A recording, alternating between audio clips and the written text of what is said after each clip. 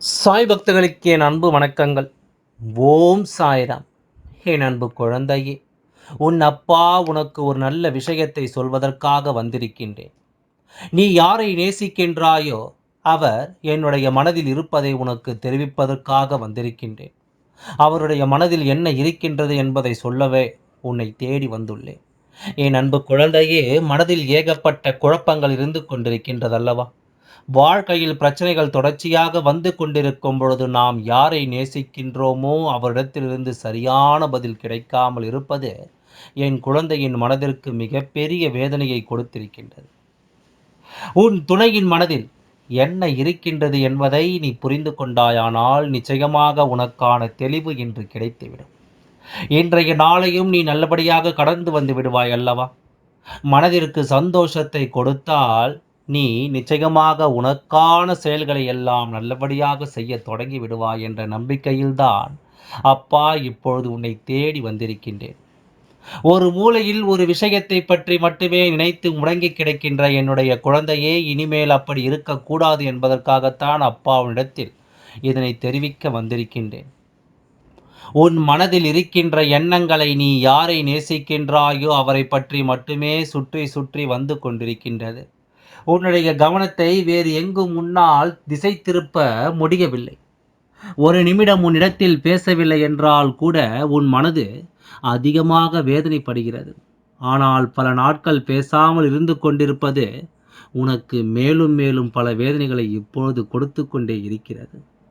அதிகாலை எழுந்தவுடனே அதே நினைப்பில் இருந்து கொண்டிருக்கிறாய். எப்பொழுது பேசுவார்கள் என்ற எண்ணம் மட்டுமே உனக்குள் இருந்து கொண்டிருக்கின்றதே தவிர வேறு எந்த சிந்தனையும் உன் மனதிற்குள் இல்லை. இன்று நாம் என்ன செய்ய வேண்டும், எந்த விஷயத்தை சாதிக்க வேண்டும் என்ற சிந்தனைகள் எல்லாம் மறந்து போய் நம் வாழ்க்கை ஏன் இப்படி இருந்து கொண்டிருக்கிறது, நமக்கு மட்டும் ஏன் இப்படியெல்லாம் நடக்கிறது, நாம் மட்டும் ஏன் இப்படி சந்தோஷமே இல்லாமல் அலைந்து திரிந்து கொண்டிருக்கின்றோம் என்ற மனநிலையில் நீ இப்பொழுது இருந்து கொண்டிருக்கின்றாய். உன் மனநிலையை உன் அப்பா அறிந்து வைத்திருக்கின்றேன். அதனால்தான் இன்று உனக்கு நல்ல வாக்கினை தந்து நம்பிக்கை கொடுக்க வந்திருக்கின்றேன். உன் மனதில் ஏற்பட்ட பல காயங்களுக்கு நிச்சயமாக இன்று உன் அப்பா நல்ல பதிலை கொடுக்கப் போகிறேன். நல்ல பதில் மட்டுமல்ல, தீர்வையும் கொடுக்க வேண்டும் என்ற நம்பிக்கையில்தான் உன்னை தேடி வந்திருக்கின்றேன். உனக்கு யார் அதிகமாக பிடிக்கும் என்று அவர்களின் மனதில் இருக்கின்றதோ, அவர்கள் மனதில் என்ன இருக்கின்றது என்பதனை நான் உனக்கு தெளிவாக சொல்லப் போகின்றேன். நீ அதனை தெளிவாக உன்னுடைய மனதிற்குள் பதிய வைத்துக்கொள். என் குழந்தையே, நீ நேசிப்பவர் இப்பொழுது மனதளவில் சில மாற்றங்களை கொண்டிருக்கின்றார்.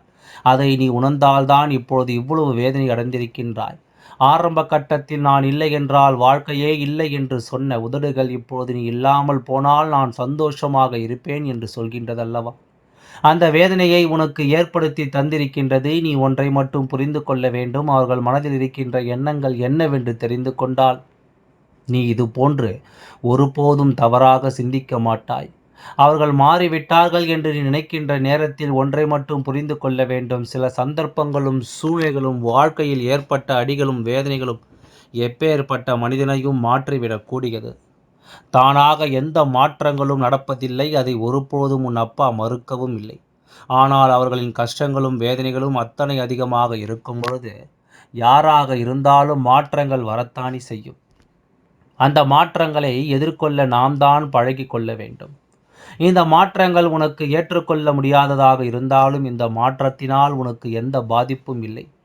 உன்னுடைய அன்புக்கு எந்த பாதிப்பும் அங்கே நடக்கவில்லை என்பதே உண்மை. அவர் மனதில் உன் மீது ஆரம்பத்தில் வைத்திருந்த அன்பு அப்படியே தான் இருக்கின்றது.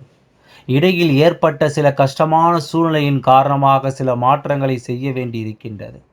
அவர் ஆரம்பத்தில் பேசக்கூடிய பேச்சுகள் அதிகமாக இல்லை என்றாலும் அதன் பிறகு சில சூழ்நிலைகள் வந்த பிறகு அதிகமாக பேசி தொடங்கிவிட்ட பிறகு ஆரம்பத்தில் நீங்கள் பேசிய பேச்சுகள் அதிகம் இல்லை.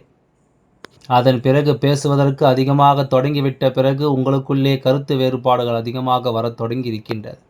இது போன்ற கருத்து வேறுபாடுகள் ஏற்படும் போது இது நமக்கு உகந்த வாழ்க்கைதானா என்று கூட நீ சிந்திக்கின்றாய். ஆனால் உன்னுடைய அந்த நேசிக்கும் உறவானது, உன்னுடைய துணையானவர் ஒருபொழுதும் இந்த வாழ்க்கை நமக்கு சரியானது இல்லை என்று சிந்தித்தது கிடையாது. வார்த்தைகளை கோபத்தில் அதிகமாக விட்டாலும் எந்த ஒரு சூழ்நிலையிலும் நீ எனக்கு வேண்டாம் என்றோ, இந்த வாழ்க்கை நமக்கு சரிப்பட்டு வராது என்றோ அவர் சொல்ல நினைத்ததே கிடையாது. நீ கூட அவசரத்தில் ஏன்தான் இந்த வாழ்க்கையை தேர்ந்தெடுத்தேனோ, எதற்காக இந்த வாழ்க்கை எனக்கு இத்தனை கஷ்டத்தை கொடுத்து விட்டதோ, நான் எடுத்த தவறான முடிவினால்தான் இப்பொழுது இதையெல்லாம் நான் அனுபவித்துக் கொண்டிருக்கின்றேனோ என்றெல்லாம் நினைக்கின்றாய். ஆனால் உன்னுடைய துணை ஒருபோதும் அப்படி நினைத்தது கிடையாது. அவர் என்னுடைய உணர்வுகளுக்கு உன் அப்பா நான் நிச்சயமாக மதிப்பு கொடுக்கின்றேன். அவர் என்னுடைய எண்ணங்கள் என்ன தெரியுமா? நான் எத்தனையோ கஷ்டப்பட்டு இந்த வாழ்க்கையில் முன்னேற நினைக்கின்றோம். ஆனால் நம்முடைய சூழ்நிலை இப்பொழுது சரியில்லையே. இந்த வாழ்க்கையை நாம் இப்பொழுது அமைத்துக் கொண்டால் நம்முடைய எதிர்காலம் நன்றாக இருக்குமோ? நம்மை நம்பி வந்தவர்களை நாம் சந்தோஷமாக பார்த்து கொள்ள முடியுமா என்ற அச்சத்தில்தான் இப்பொழுது உன்னை விட்டு சிறிது தூரம் விலகி நின்று கொண்டிருக்கின்றார்கள். உன் மீது அதிக அன்பு கொண்டதால் தான் இந்த பிரிவு ஏற்பட்டிருக்கிறது என்பதனை நீ புரிந்து கொள்ள வேண்டும்.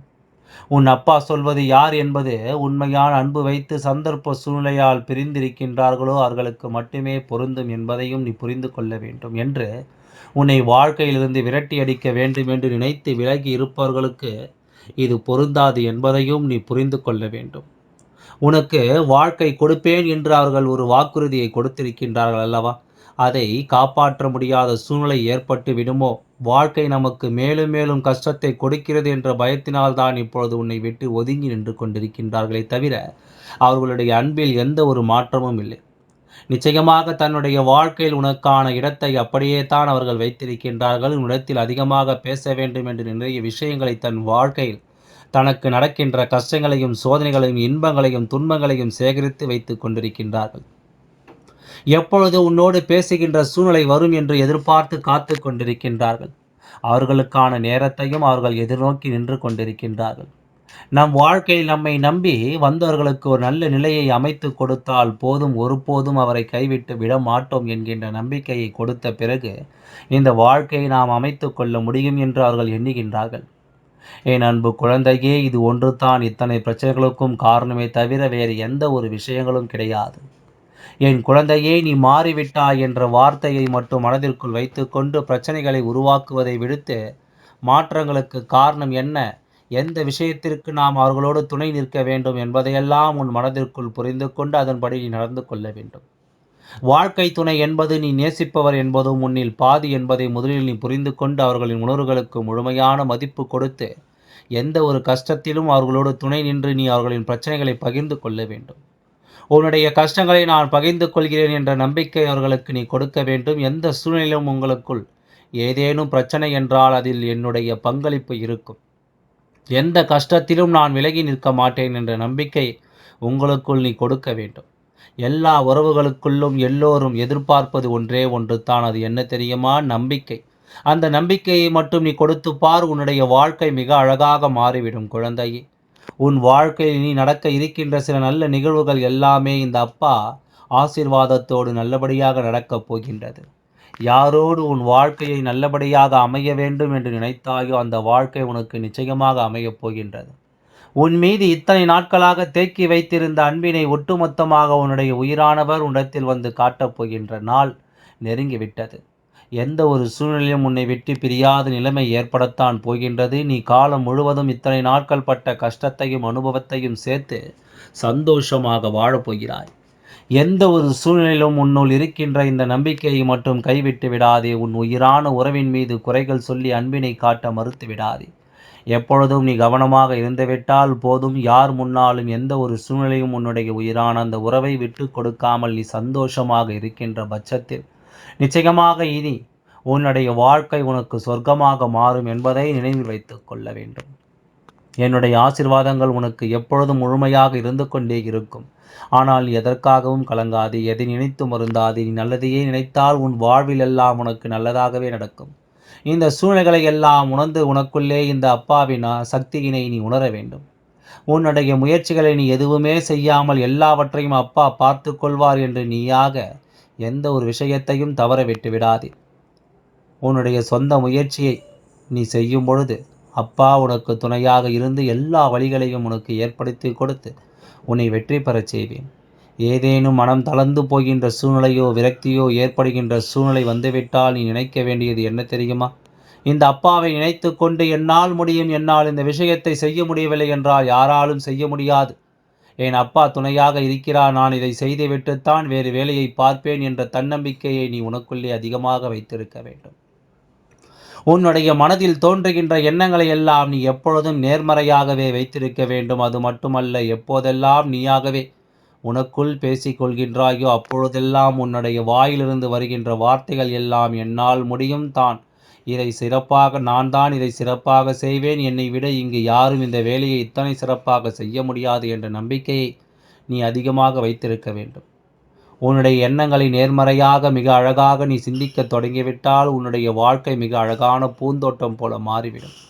உன்னை சுற்றி இருப்பவர்கள் எல்லோரும் உனக்கு நன்மைகள் மட்டுமே செய்வார்கள். அவர்கள் செய்வதற்கோ துரோகங்கள் செய்வதற்கோ நினைக்க மாட்டார்கள். அவர்கள் மனதில் அப்படி ஏதும் தவறான எண்ணங்கள் இருந்தாலும் அவர்கள் எல்லாம் உன்னை விட்டு விலகி ஓடி விடுவார்கள். உன் வாழ்க்கையில் எல்லா செல்வ வளங்களும் எல்லா நன்மைகளும் உனக்கு கிடைக்கும்படி நீ ஆசைப்பட்ட எல்லா விஷயத்தையும் நான் செய்து கொடுக்கப் போகின்றேன். எல்லாமே உன்னுடைய நன்மைக்காகத்தான் அமையப் போகின்றது. எல்லோருக்கும் அவர்கள் நினைத்தது போல் ஆசைப்பட்ட வாழ்க்கையில் அமைந்து விடாது.